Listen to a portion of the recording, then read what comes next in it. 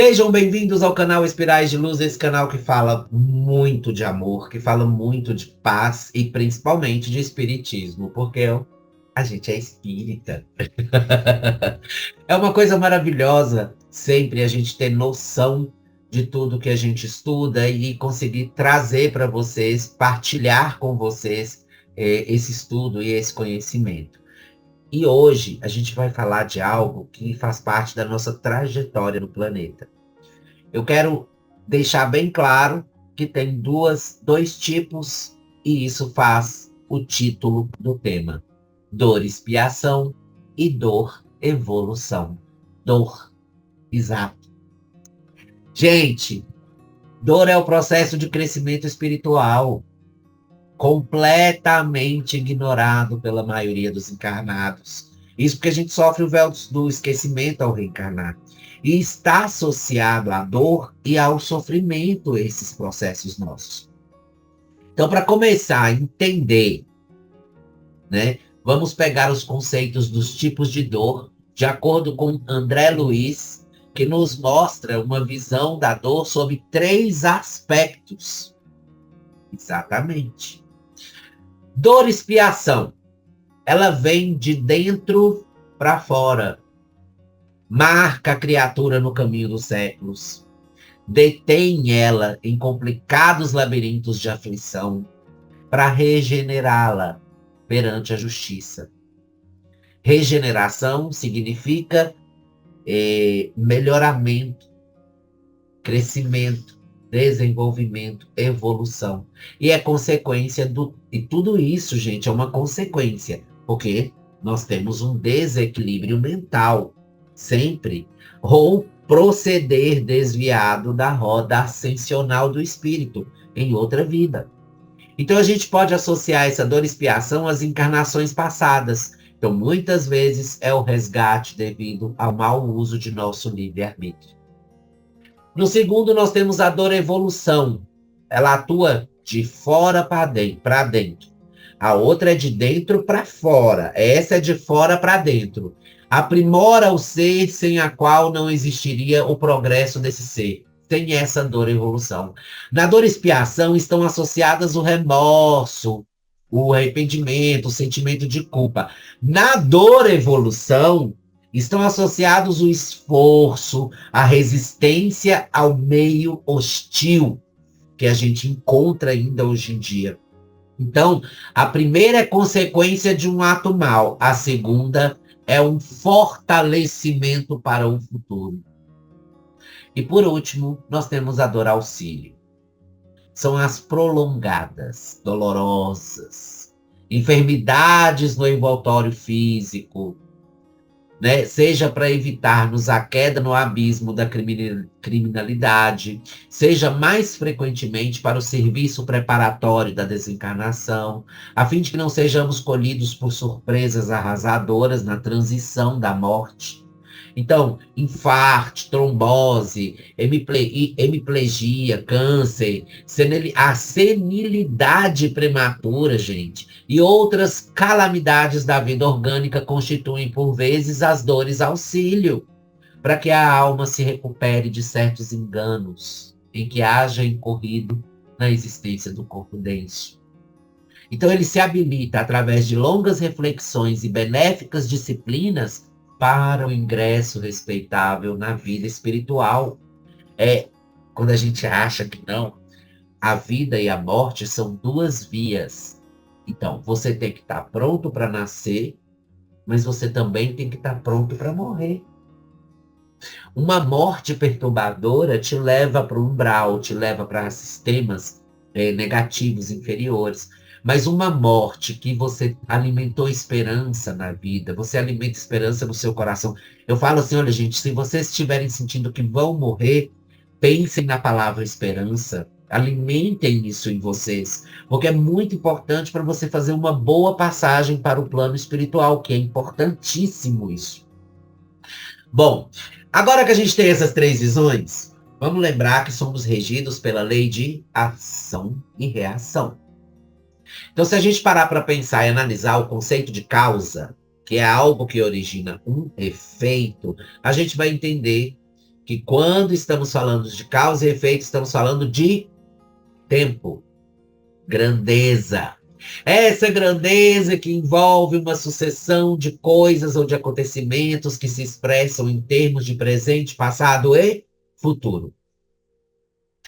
Olha, o conjunto dessas leis nos leva à conclusão de que, dado uma causa, o efeito se realizará necessariamente através da passagem do tempo. Isso até constitui um axioma. Isso é uma vantagem para todos nós que possuímos o livre-arbítrio, ou seja, a gente tem o poder de modificar a causa e, por consequência, a gente muda o efeito. Se você muda a causa, se você desiste de praticar um ato errado, se você abre mão de uma coisa ruim, o efeito disso não vai mais te afetar em vida e você começa a evoluir. Você começa a receber méritos que estavam ali estagnados e a crescer como ser. Um exemplo clássico da doutrina está na história da pessoa que perdeu o dedo, mas deveria ter perdido o braço. Olha que história legal. Deixa eu contar isso para vocês, que aí eu não consigo. É historinha, eu adoro historinha. Olha, gente, no capítulo 20 do livro A Vida Escreve, psicografada por Chico Xavier e Valdo Vieira, nós temos a história de Saturnino Pereira.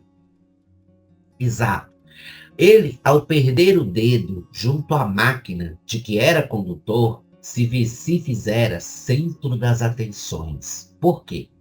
Sendo espírita, benévolo para com todas as pessoas, que o levou a perder o dedo? Parecia um fato que ia de encontro com a justiça divina. Contudo, na mesma noite, em uma reunião íntima no centro espírita que frequentava, o orientador espiritual revelou-lhe que numa encarnação passada havia triturado o braço do seu escravo no engenho rústico. O orientador espiritual assim lhe falou: por muito tempo, no plano espiritual, você andou perturbado, contemplando mentalmente o caldo de cana, enrubescido pelo sangue da vítima, cujos gritos lhe ecoavam no coração. Por muito tempo, E você implorou existência humilde em que viesse a perder no trabalho o braço mais útil. Mas você, Saturnino, desde a primeira mocidade, ao conhecer a doutrina espírita, tem os pés no caminho do bem aos outros. Você tem trabalhado, esmerando-se no dever. Regozije-se, meu amigo. Você está pagando em amor seu empenho à justiça. E aí aconteceu o que nós todos já sabemos que se chama mérito. E em vez de perder o braço inteiro, ele só perdeu um dedo. Interessante. Me deu vontade de fazer aquele finalzinho do curso de contação de histórias de Rosinha, sabe? Pim, pirilim, pim, pim, e a história termina aqui. Mas termina assim. No capítulo 5 de O Evangelho segundo o Espiritismo, de Allan Kardec, cujo título é Bem-aventurados os aflitos, as causas das aflições devem ser procuradas, gente, no presente, primeiro. Ou seja, nessa nossa atual encarnação, como também numa existência passada.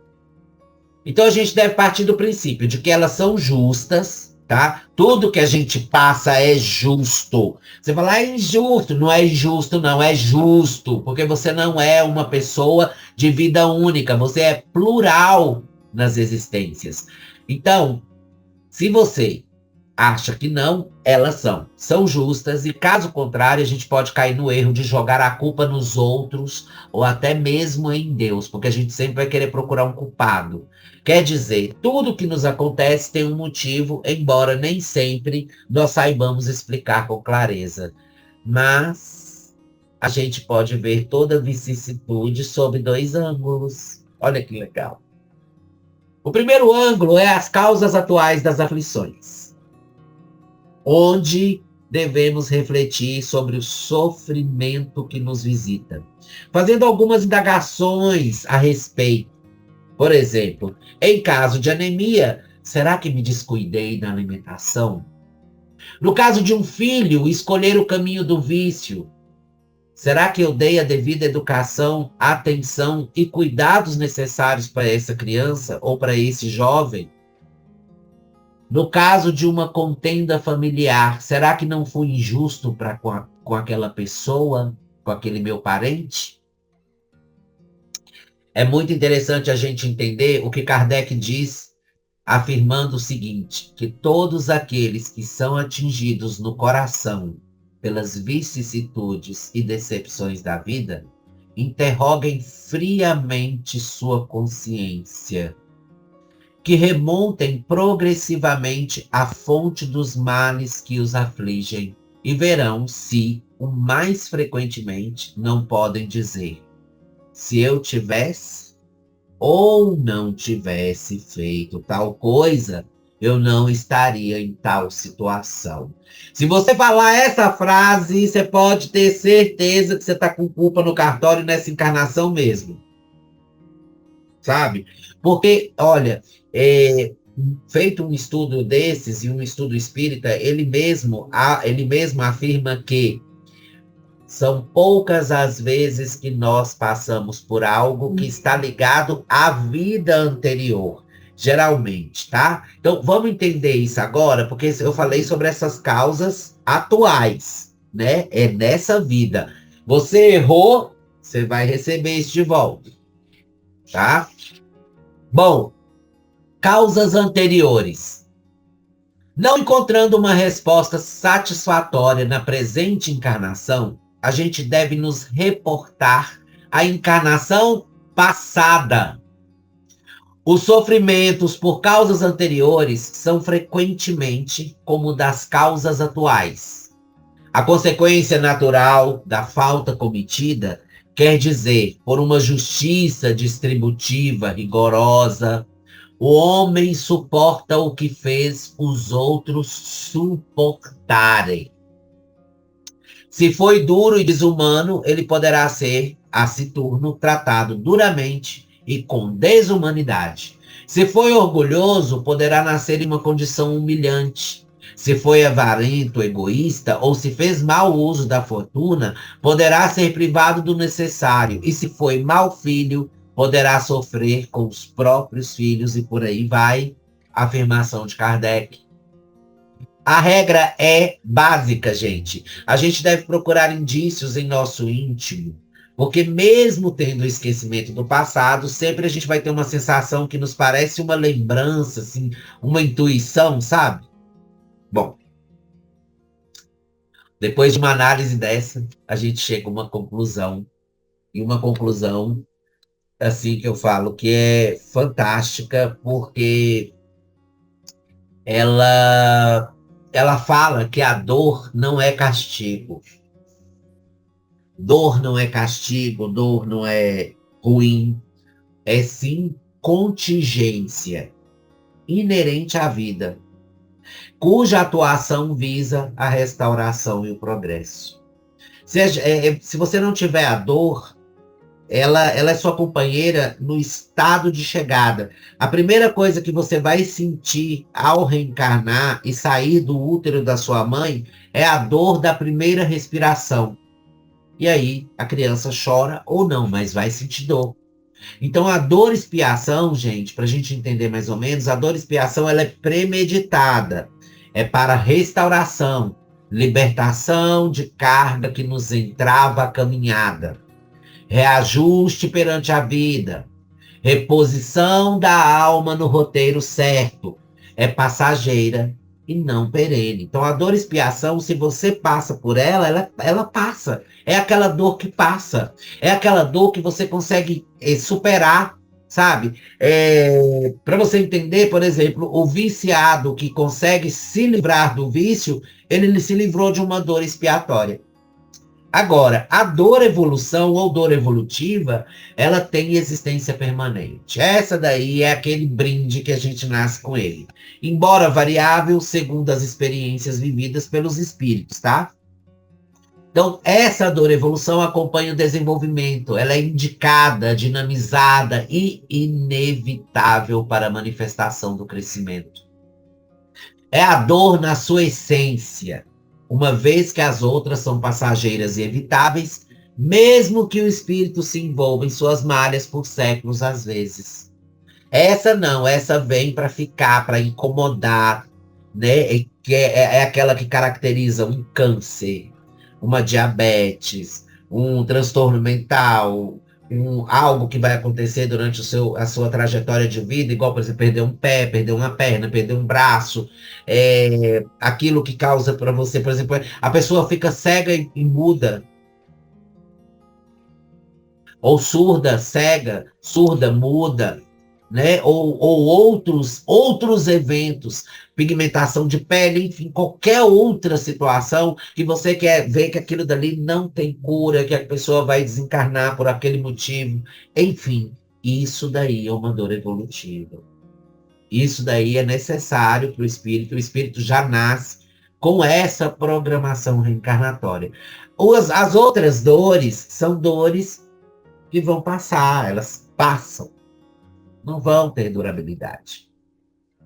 E aí vem uma coisa interessante agora que a gente tem que falar, que é muito importante. Jesus, Cristo, esse ser fantástico que passou pelo nosso planeta em tempos difíceis, quando ele falava de dor, sede, fome, ele se referia à dor evolutiva, gente. Justamente pelo motivo dela impulsionar o crescimento do espírito através da fome de aprender e da sede de saber. E ele sempre afirmava: saibamos sofrer e sofreremos menos. Eu sempre falo isso, sofrimento é uma escolha, tá? Você pode escolher sofrer mais ou menos. Então, esta frase tem que estar em nossas mentes como uma lembrança diária. Ela tem o poder de fixar em nossa personalidade uma força extraordinária, que ela vai agir em todos os estados depressivos de nossa alma, a fim de nos fortalecer para o futuro. E sim, é um processo lento. Nada vai acontecer da noite para o dia, e durante essa jornada de compreensão, amadurecimento através da dor, ela vai se mostrar presente, tentando sobreviver ao seu empenho de eliminar a reação que você apresenta quando se depara com essa companheira de jornada que nos faz crescer de qualquer forma. Quando a gente fala sobre a luta maior é a gente contra a gente mesmo, sabe? É nosco contra conosco. É eu contra eu, comigo contra comigo, né? Quando a gente fala sobre isso, é porque justamente nós temos o controle de entender a dor. Eu fiz até um stories hoje nas minhas redes sociais falando o seguinte: saiba sofrer, saiba, entenda, sabe? Entenda o sofrimento. Entenda isso, porque a partir do momento que você entende o sofrimento, ele vai diminuir a intensidade e você não vai reagir. Se você não reage, você tem a capacidade de pensar. Se você pensa analisando calmamente as coisas, o sofrimento perde totalmente o poder sobre você. E a dor diminui. Quando você diminui a dor, gente, significa que você combateu a causa e diminuiu o efeito. É sobre isso. E tá tudo certo. Eu espero que esteja bem explicado para vocês, porque eu acho que eu tentei fazer o máximo possível para explicar e para você entender sobre dor, expiação e dor evolução da melhor maneira possível. Agora você vai correr e vai curtir nossa página no Facebook, Espirais de Luz, e vai também se inscrever aqui no canal do YouTube, Espirais de Luz, ativar o sininho, porque sempre vai ter palestra aqui para vocês. A gente sempre vai alimentar com muita informação e com muito amor esse trabalho fantástico que a espiritualidade nos propôs e nós abraçamos com tanta alegria e com tanto amor. Muito obrigado pela paciência de sempre. Até a próxima. Beijos de luz.